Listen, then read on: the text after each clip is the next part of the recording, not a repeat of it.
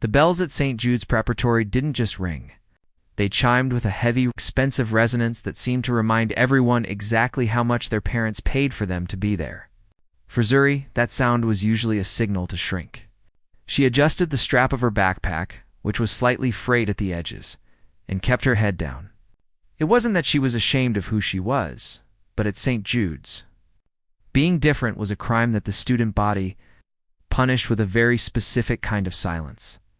The hallway was a sea of pressed blazers and polished loafers. Zuri moved through the crowd like a shadow. She was a tall girl, with skin the color of deep espresso and hair she kept neatly tucked into a practical bun. She knew what they called her when they thought she wasn't listening. The shadow, the background character. Or, when they were feeling particularly cruel, they'd make comments about her features. Laughing about how she didn't fit the aesthetic of the school's social media pages, she reached her locker, her fingers moving quickly over the combination.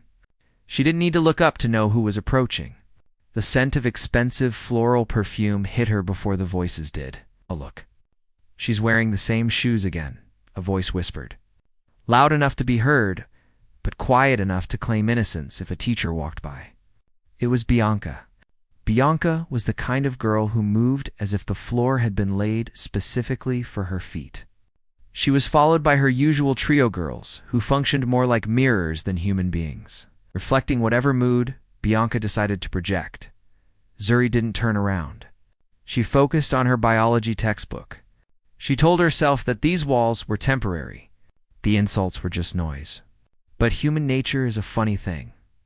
You can tell yourself a lie 1,000 times, but a sharp word still cuts like a physical blade. You know, Zuri, Bianca said, leaning against the locker next to hers. There's a dance coming up, but I guess you haven't checked the flyer. It's a Starry Night theme. Might be hard for people to see you in the dark, don't you think? The girls behind her giggled. It was a tired joke, one based on the shade of Zuri's skin, but it landed with the same dull thud it always did. Zuri finally looked up. Her eyes were calm, though her heart was hammering against her ribs like a trapped bird. I have a lot of studying to do, Bianca, Zuri said, her voice steady and low. I don't think the stars are going anywhere. Studying. Right, Bianca smirked, tucking a strand of hair behind her ear. Because that's all you have, isn't it? Books. It's a shame. All that brain power, and you still can't figure out a way to look. Well, presentable. They moved on, their laughter echoing off the lockers. Zuri stood there for a moment, her hand trembling slightly on the metal door. She wasn't ugly, and deep down, she knew that. But when you are 17 and surrounded by people who treat your existence like a smudge on a clean window, it's hard to remember what the truth looks like. The morning classes were a blur of equations and history dates. Zuri sat in the back of every room. She was the first to finish her labs, and the last to leave the library. It just gave the others more ammunition. During lunch, Zuri found her usual spot under the old oak tree at the far edge of the campus.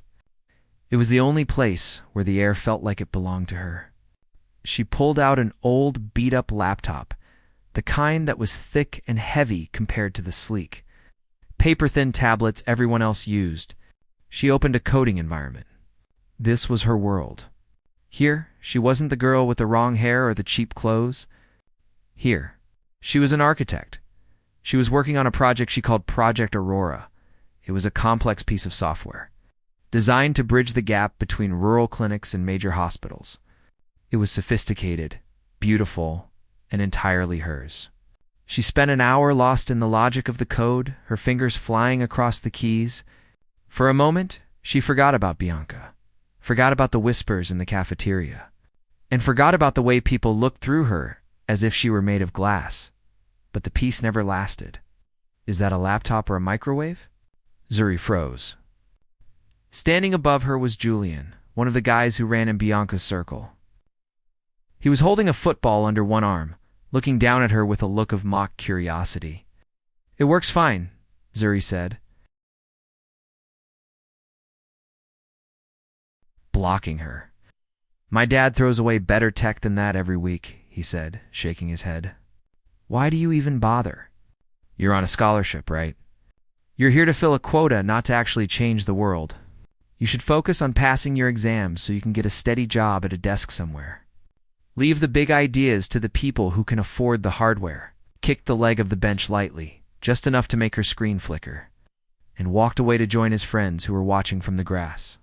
They were all grinning. To them, this was just a Tuesday. It was a small bit of entertainment to break up the boredom of their privileged lives. Zuri sat in the silence that followed.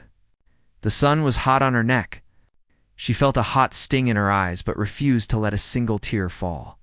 She had learned early on that at St. Jude's, tears were seen as an admission of defeat. She took a deep breath, let it out slowly, and reopened her laptop. She looked at the lines of code. They were perfect. They were stronger than Julian's insults and more permanent than Bianca's beauty. She just had to endure. She just had to wait for the gala. That was the goal. If she could just make it to the end of the semester, everything would change. But as she watched the popular kids laughing across the field, she couldn't help but feel the weight of their words. They saw her as a joke. They saw her as someone who didn't belong in their world. They called her ugly not just because of her face, but because they couldn't see the value in anything that wasn't wrapped in a designer label. Zuri packed her things. The bell was about to ring again. As she walked back toward the main building, she passed a mirror in the hallway. She stopped for a split second, looking at her reflection. She saw a girl who was tired. She saw a girl who was lonely. But deep in her eyes, if she looked hard enough, she saw a spark of something they couldn't touch. She didn't know yet that in just a few weeks, that spark would become a fire that would burn their insults to ash. She didn't know that the very people laughing at her now would soon be the ones begging for her attention. For now, she was just the ugly girl in the back of the class. And for Zuri, that had to be enough. The day of the Young Visionaries Gala arrived, not with a bang, but with the sound of a heavy rain hitting the tin roof of Zuri's small apartment. While the other girls at St. Jude's were likely sitting in expensive salon chairs, having their hair curled and their nails painted, Zuri was sitting at her kitchen table with a needle and thread. She wasn't bitter about it. There was something meditative about the work. She had bought a plain, deep navy dress from a thrift shop weeks ago, was 3 sizes too big, and the fabric was dull, but she had spent every night since then transforming it. She wasn't trying to look like Bianca. She didn't want to fit into their world of sequins and flash. She wanted something that felt like the night, sky deep, quiet, and full of hidden depth. As she took the final stitch, her mother walked into the room. Her mother's hands were rough from years of working healthcare shifts, but her touch was gentle as she brushed a hand over Zuri's shoulder. "You look like a queen, Zuri," her mother whispered. "Not the kind that sits on a throne, but the kind that builds the kingdom." Zuri smiled, but the knot in her stomach wouldn't loosen. She knew that at the gala she wouldn't be judged on her code or her ideas, at least not at first. She would be judged on how she looked stepping out of the bus while others stepped out of limousines. When she arrived at the grand hall, the opulence was staggering. The building was a palace of glass and gold. As Zuri walked toward the entrance, she felt the familiar sting of eyes on her. She had done her best with her hair, twisting it into an elegant, intricate crown of braids. But she could see the girls at the entrance whispering behind their clutches. "Is that ... polyester?" She heard a voice snicker. It was Chloe, one of Bianca's closest friends. Chloe was wearing a dress that probably cost more than Zuri's mother made in 4 months. Zuri kept her head high. She clutched her worn laptop back, the one Julian had mocked as if it were a shield. She made her way to the student section, trying to find a corner where she could blend into the shadows. But tonight, the shadows weren't safe. The event started with a flurry of networking. Students were expected to mingle with investors. Zuri tried to approach a few recruiters, but as soon as they saw her school badge, and then looked at her handmade dress and her old bag, their eyes glazed over. They were looking for the stars, the kids whose names were already famous in the city. "Don't waste your breath, Zuri," Bianca said, appearing out of nowhere. She looked like a doll, perfectly polished and utterly cold. "These people want to invest in the future. and looking at you. You look like the past, or maybe just a mistake. The future is written in logic, Bianca. Not in silk, Zuri replied, though her voice wavered slightly. Is it? Bianca laughed, a sharp ringing sound that drew the attention of a nearby group. Hey everyone! Zuri thinks she's going to win tonight. She thinks her little charity app is going to impress Dr. Thorne. She actually thinks that looking like ... won't matter when she stands on the stage. A small crowd began to form. This was what they did for fun. They didn't just want to win. They wanted to make sure everyone else knew they had lost. Show us the dress, Zuri, Chloe mocked, tugging at the sleeve of Zuri's navy gown. Did you find this in a dumpster? Or did your mom sew it out of old curtains? One of the boys, a friend of Julian's named Leo, took a step forward. He was holding a glass of bright red punch. He looked at Zuri with a smirk that didn't reach his eyes. It's a bit dull, isn't it? Needs some color. Before Zuri could react, Leo tripped. It was the oldest, clumsiest trick in the book, but it worked. The red liquid splashed across the front of Zuri's navy dress, soaking into the fabric and leaving a dark, ugly stain right across her chest. The circle of students erupted in laughter. It wasn't just a giggle. It was a roar of mocking delight. Zuri stood frozen. She could feel the cold dampness of the juice seeping through to her skin. The dress she had spent weeks on, the one her mother had called a queen's robe, was now ruined. No, Chloe gasped, her hand over her mouth in fake horror. Now, you really look like you belong in the kitchen. Maybe you should go find a mop, Zuri. It's the only thing you'll be successful with tonight. Zuri looked around the room. She saw dozens of faces, some laughing, some looking away in awkward silence, but no one stepped forward. She felt smaller than she had ever felt in her life.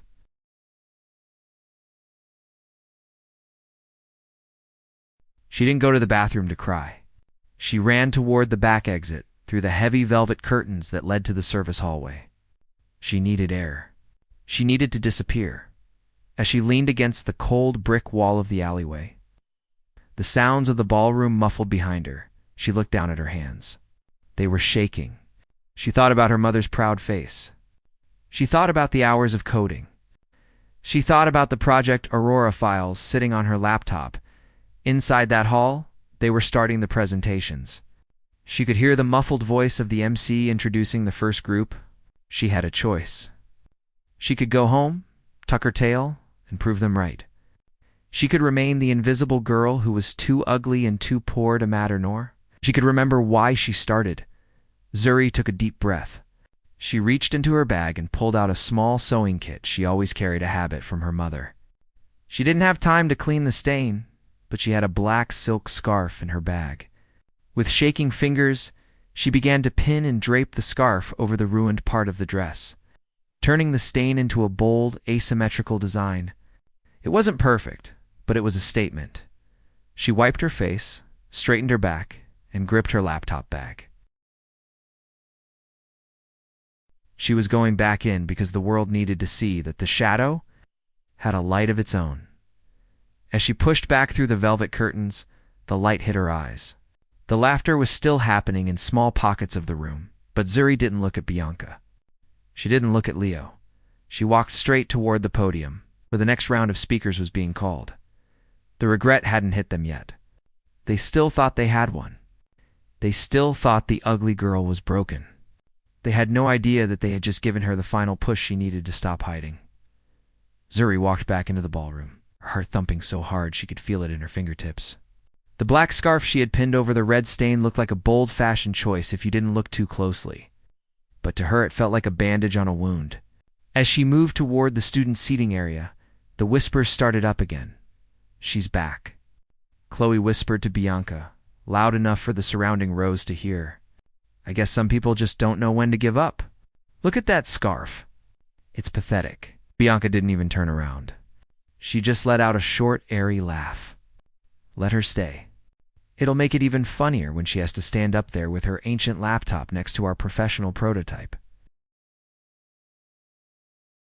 A hush fell over the crowd as the stage was illuminated by a single, powerful spotlight. The master of ceremonies stepped up to the microphone. He talked about the leaders of tomorrow and the beauty of innovation, But Zuri noticed he only looked toward the front rows, the rows where the wealthiest students sat. One by one, the groups went up.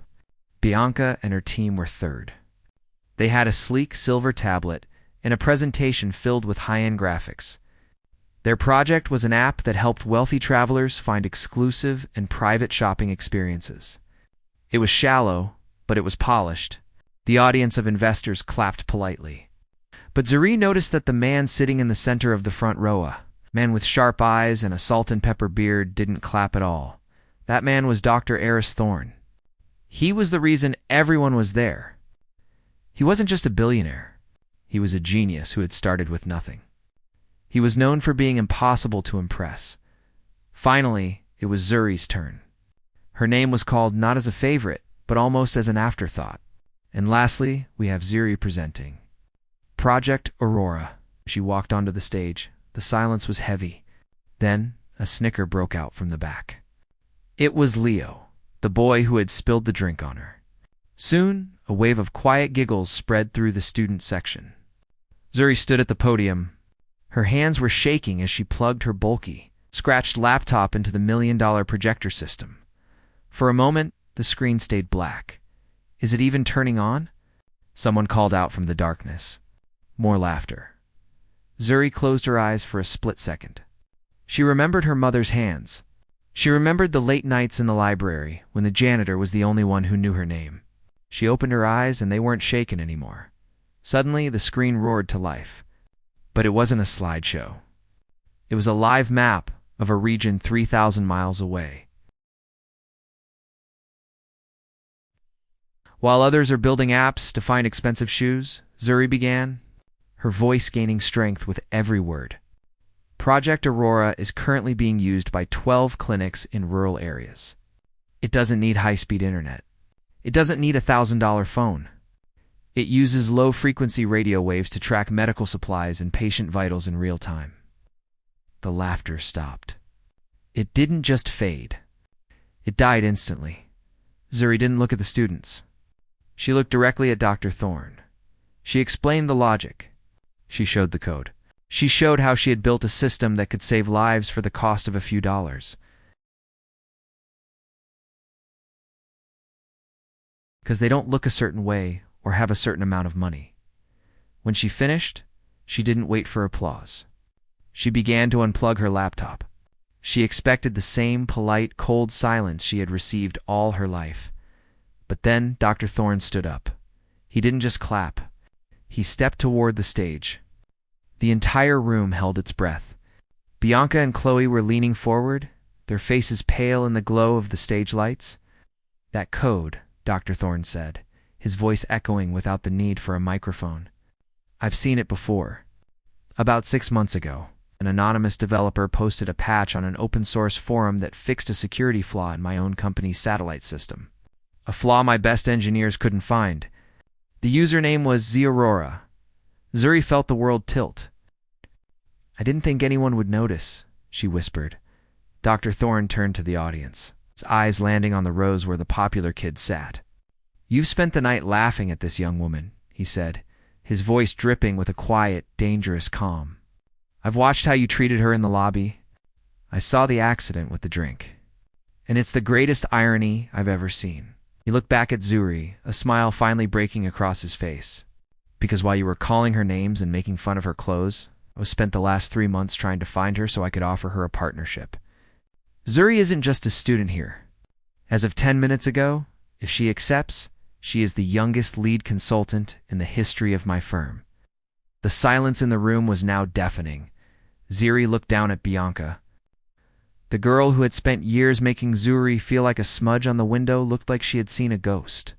Her mouth was open, her eyes wide with a mixture of shock and a sudden, cold realization. Leo, the boy who had spilled the drink, looked down at his hands, his face turning a deep, shameful red. They had spent their lives thinking they were the main characters of the story, and in one single moment, they realized they were just the villains in hers. I believe, Dr. Thorne said, looking at the navy dress with the black silk scarf, that someone owes this young lady an apology. But more than that, they owe her respect. Because in 5 years, most of you will be asking her for a job. Zuri stood tall. The stain was still there under the scarf, but it didn't feel like a mark of shame anymore. She looked at the people who had called her ugly and worthless, and for the first time, she didn't feel any pain. She only felt a strange, quiet pity. The regret hit the room like a physical wave. You could see it in the way they shifted in their seats. You could see it in the way Chloe tried to hide her face. They hadn't just bullied a girl. They had insulted a giant. The silence in the grand hall felt like a physical weight.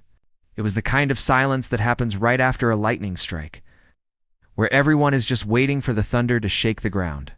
Zuri stood on the stage, her hand resting on her old laptop.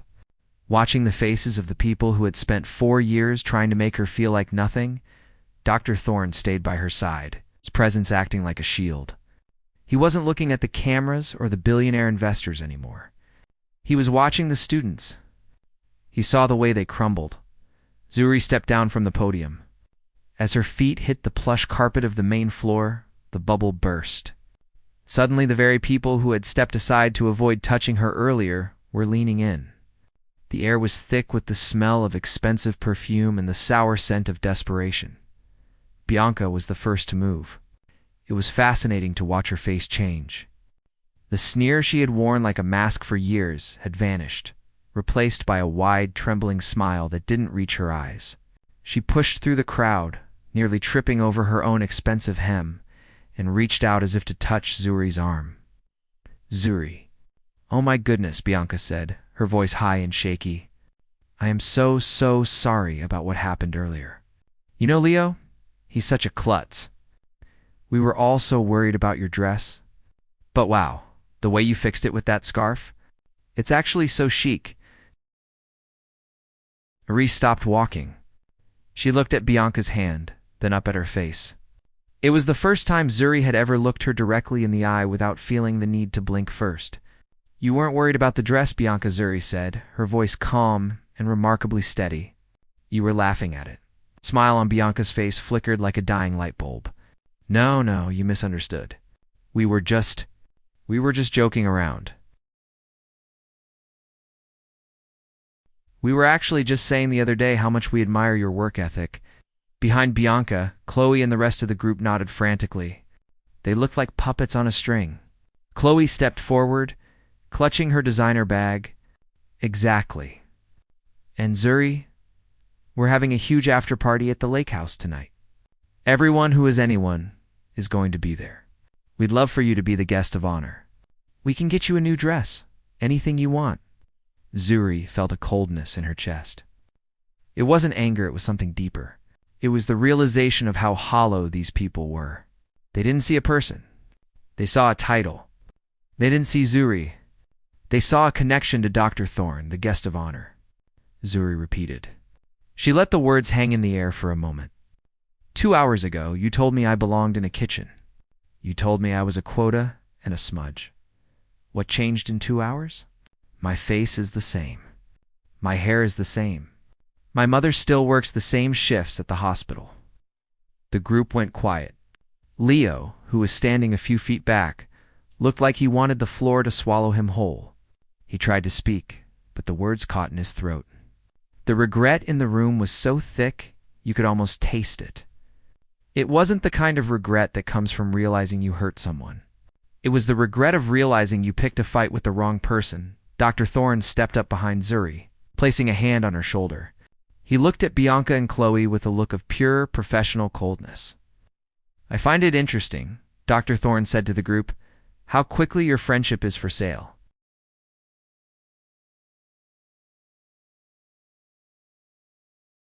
And I spent my career avoiding people like you people who think a name on a blazer makes them important." He looked at Zuri. "We have a car waiting. There are 5 CEOs in the VIP lounge who have been trying to get a meeting with me for a year. I told them they could only talk to me if they talked to my new partner first. Are you ready?" Zuri looked at the popular kids one last time. She saw the fear in their eyes. They knew that on Monday, when they went back to school, the hierarchy would be gone. The ugly girl was gone. The shadow was gone. In her place was someone they couldn't touch. "I'm ready," Zuri said, as she turned her back on them.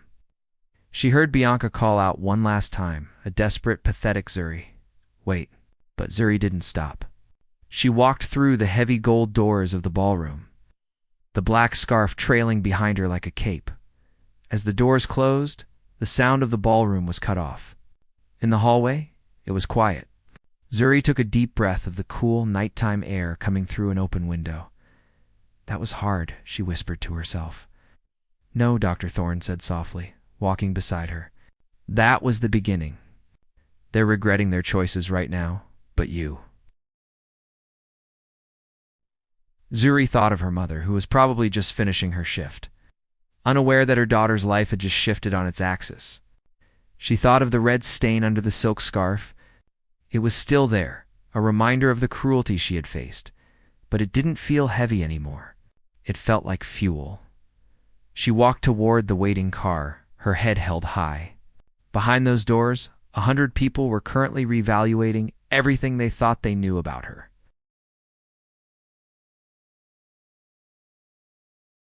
She had already won before she even stepped on that stage. A year had passed since the night of the gala. But for the students of St. Jude's, that evening had become a permanent ghost in the hallways. The school hadn't changed. The marble floors were still polished and the bells still rang with that expensive chime, but the atmosphere was different. Zuri was no longer there. She had graduated early, testing out of her final credits to take her seat at Thorne Industries. But her presence was felt everywhere. On the wall of the main lobby, where they usually hung photos of the debate team or the star athletes, there was now a framed article from a major business magazine. The cover featured Zuri, looking calm and powerful, with the headline, "The Architecture of Empathy: How One Teenager is Rewriting the Global Code in the School Cafeteria." The royal table was uncharacteristically quiet. Bianca sat in her usual spot, but the air of confidence she once wore like a perfume had evaporated. She was looking at her phone, scrolling through Zuri's latest social media update. It wasn't a selfie or a post about a party. It was a photo of Zuri in a rural village, standing next to a water filtration system she had helped fund through her software royalties. "She looks different," Chloe whispered, leaning over Bianca's shoulder. "She looks happy," Bianca replied, her voice flat. The regret didn't just hit them once. It hit them every single day. It hit them when they applied for colleges and realized that St. Jude's elite didn't carry as much weight as Zuri's colleague. It hit them when they realized that the girl they called ugly was now the face of a movement, celebrated for the very features they had mocked. But the real weight of regret arrived on a Tuesday afternoon during the senior career seminar. The school had invited a guest speaker to talk about the future of employment. The students gathered in the auditorium, the same place where they had once laughed at Zuri's bulky laptop. The speaker was a high-level recruiter from a tech giant. He stood at the podium and looked out at the sea of privileged faces. "I'll be honest with you all," the recruiter said, his voice echoing in the silent room. "We used to look for resumes that had the most expensive schools at the top. But things have changed. Our board of directors recently issued a new mandate. We are looking for the Zuri standard." A murmur ran through the room. "We want people who can build under pressure," the recruiter continued. "We want people who have the character to be kind when they are on top, and the grit to stay focused when they are at the bottom. We recently had an applicant from this very school, a young man with perfect grades and a family name that everyone knows." Leo, sitting in the third row, stiffened. He had applied for an internship at that very firm. "When we did our background check and spoke to the community, we found stories of how he treated those he deemed beneath him. In our world, talent is common. Character is rare. And as our new partner Zuri often says, a system is only as strong as its humblest part." Leo lowered his head, his face burning. He realized then that the joke he had played with the red punch hadn't just ruined a dress. It had effectively ended his chances at the career he wanted. The girl he had tried to humiliate was now the one setting the standards for his future. Meanwhile, miles away in a high-rise office that overlooked the city, Zuri was finishing a meeting. She wasn't wearing a designer dress or a crown of gold. She was wearing a simple, well-tailored suit, and her hair was in the same neat braid she had always loved. Her mother sat in the corner of the office, sipping tea and looking out at the view. She didn't work the night shifts at the hospital anymore. Now she spent her time running the charitable foundation Zuri had started in her name. A knock came at the door. It was Dr. Thorne. "There's a group of students from St. Jude's downstairs," he said with a slight smile. "They're here for the tour. They're asking if they can get an autograph or a moment of your time. One of them said she was an old friend of yours, a girl named Bianca." Zuri looked at her mother, then back at the window. She remembered the girl who had made her cry in the bathroom. She remembered the ugly comments and the laughter in the hallway. "Tell them I'm busy, Eris," Zuri said softly. "Maybe they can learn something about how the world actually works." "No meeting?" Thorne asked. "I don't have time for the past," Zuri said, opening her laptop, a new one, sleek and powerful, but with a small sticker on the corner of an old frayed backpack. The story of the ugly girl ended that day. In its place was a story of a woman who had used the stones thrown at her to build a bridge to a better world. The people who had laughed at her were left behind in the dust of their own arrogance, realizing too late that the most beautiful thing about a person is the light they carry within, a light that no amount of red punch or cruel words could ever put out. Zuri turned back to her screen, her fingers dancing across the keys. She was no longer a shadow. She was the sun, and the world was finally waking up to her glow. 5 years had passed like a whirlwind, and the city skyline had changed, but the old iron gates of the neighborhood where Zuri grew up remained exactly the same. They were rusted at the hinges and groaned whenever the wind caught them. Zuri sat in the back of a quiet electric car, watching the familiar streets roll by. She wasn't wearing a navy dress or a pinned scarf today. She wore a simple white blouse and trousers. But there was an unmistakable air of authority in the way she carried herself. She wasn't coming back to show off. She was coming back because she had bought the old community center, the very place where she had first learned to type on a donated computer with missing keys. The car pulled up to the curb, and as Zuri stepped out, she felt the humidity of the afternoon. It smelled like rain and asphalt. Across the street, a group of teenagers was hanging out near a corner store. They looked just like she used 2 eyes full of dreams, but guarded by the reality of their surroundings. One of the girls looked up and froze. She nudged her friend, pointing at Zuri. They didn't see an ugly girl. They saw the woman from the news, the one who had just donated millions to local schools.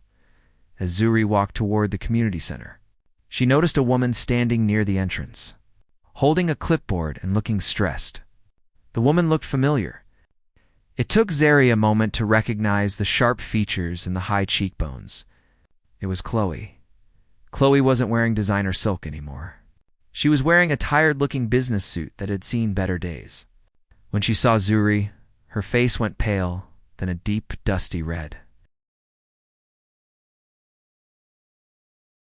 "Zuri," Chloe whispered, her voice cracking. I'm the assistant coordinator for the city's building department. I didn't know you were the one who bought the site." She didn't feel the old sting of fear. She didn't feel the urge to hide her face. "It's good to see you, Chloe," Zuri said, and she actually meant it. Not because they were friends, but because seeing Chloe reminded Zuri of how far she had traveled. "I heard about what happened with your father's company," Zuri said gently. A few years back, Chloe's family had lost their fortune in a series of bad investments. The elite life they had lived at St. Jude's had vanished almost overnight. Chloe looked down at her scuffed shoes.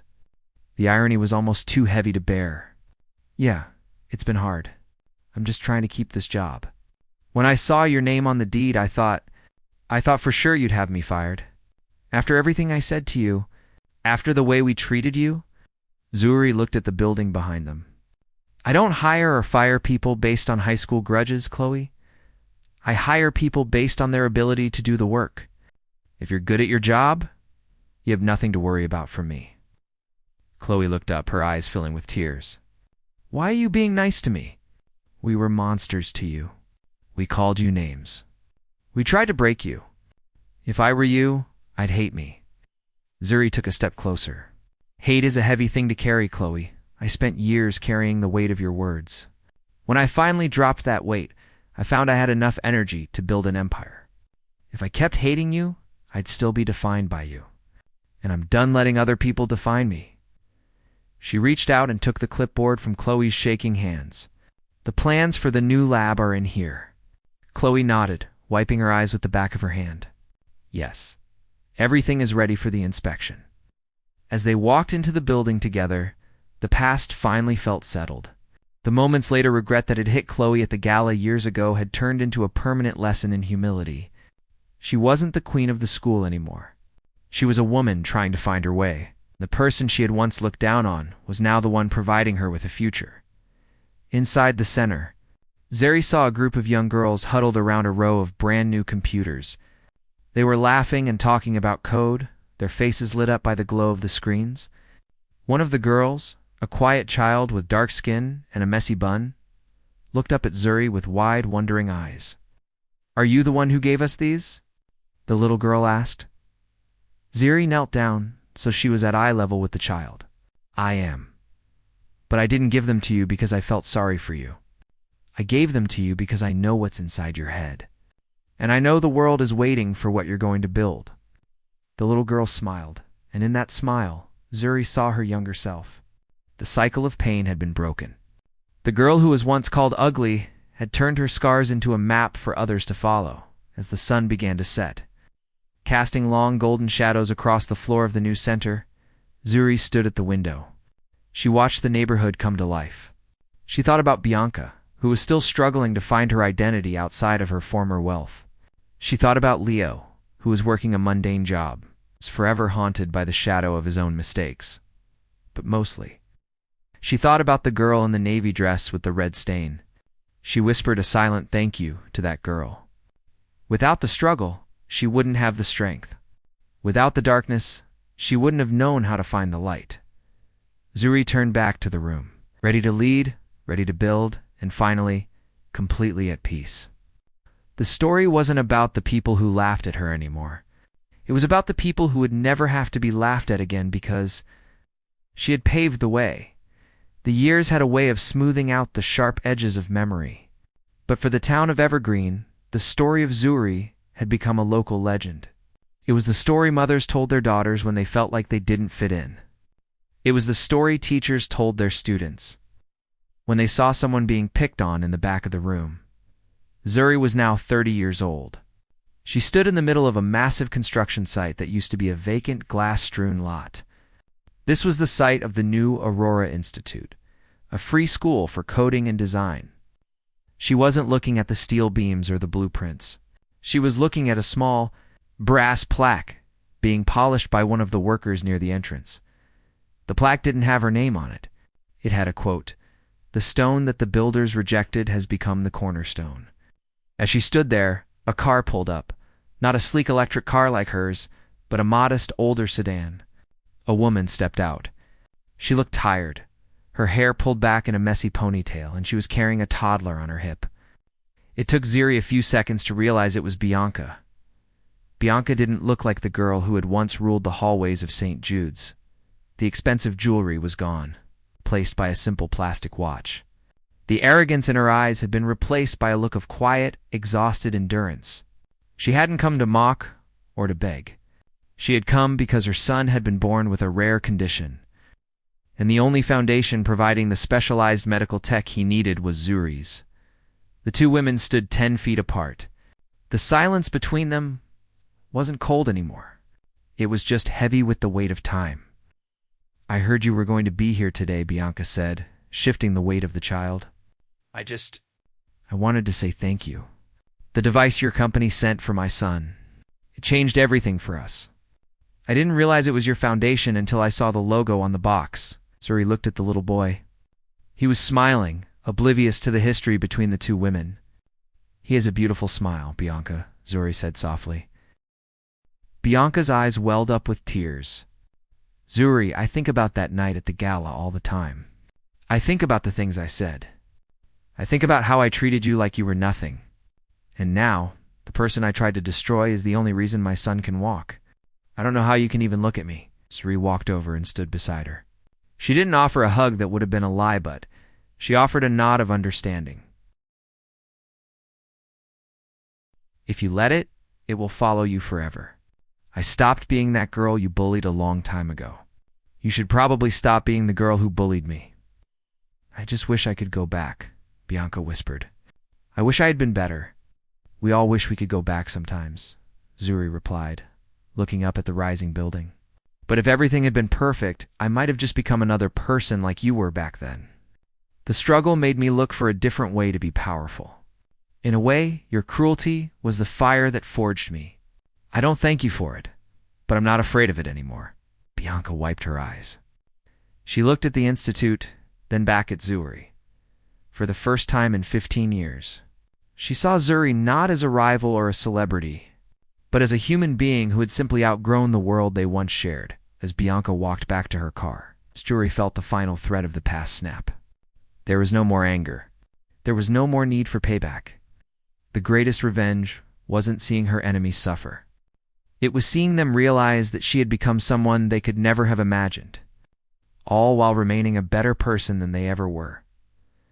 Later that evening, Zuri sat in her home, a quiet house filled with books and light. She opened a box she had kept in the back of her closet. Inside was the navy dress, still stained with a faint dark circle of red punch under the black silk scarf. She ran her hand over the fabric. It felt rough and cheap compared to the clothes she wore now. But to her, it was the most valuable thing she owned. It was proof that beauty isn't something you are born with or something you buy at a mall. It's something you build with your own two hands, stitch by stitch. Even when the whole world is laughing at you. She closed the box and tucked it away. Tomorrow, the Institute would open. Tomorrow, 100 more shadows would walk through those doors and realize they were actually stars. Zuri turned off the light and looked out at the city. The lights flickered like the code she loved so much. She was no longer the girl they called ugly. She was the woman who had changed the world's definition of what beautiful really meant. And as she drifted off to sleep, she knew that the girl who had cried in the school bathroom was finally, truly at rest.